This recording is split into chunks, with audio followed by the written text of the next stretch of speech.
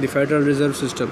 The panic of the 1907 was headed off by the private conglomerate who set themselves up as a lender of the last resort and the banking in trouble. This effort succeeded in stopping the panic and led to the calls for a federal agency to do the same thing, and in response the Federal Reserve System was created by the Federal Reserve Act of 1913, establishing a new central bank of the intended to serve as a formal lender of the last system was created by the Federal Reserve Act of 1930, establishing a new central bank intended to serve as a formal lender of the last system was created.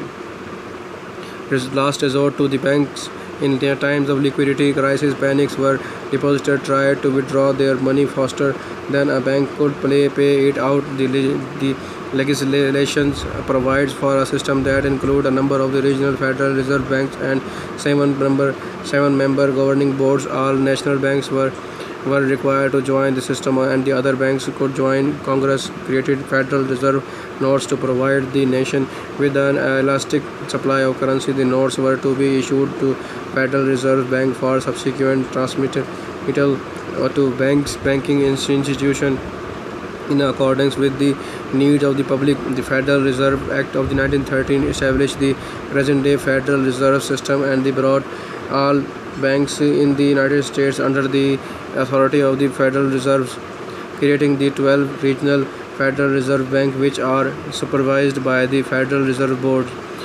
Credit union. The credit union originated in the Europe in the mid-19th century. The first credit union in the United States was established in the 1908 in New Hampshire. At the time of the banks were unwilling to lend to many poor laborers who then turned to the corrupt money lenders and the loan sharks businessmen, and the philanthropist and Adolf Flynn and Spear headed an effort to secure legislation for a credit union, first in the Massachusetts and the later throughout the United States. With the help of the credit union, National Extension Bureau and an army of volunteer states began passing credit union legislation. In the 1920s, credit unions were formed based on the bond of the association, often beginning with the small groups of the employees. Despite the opposition from the banking industries, the Federal Credit Union Act was signed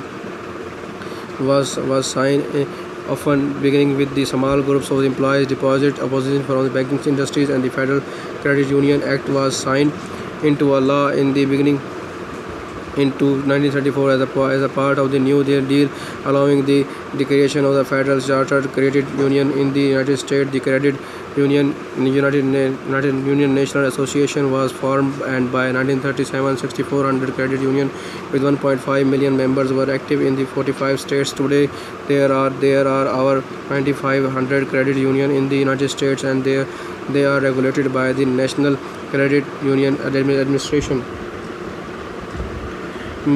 McFadden Act.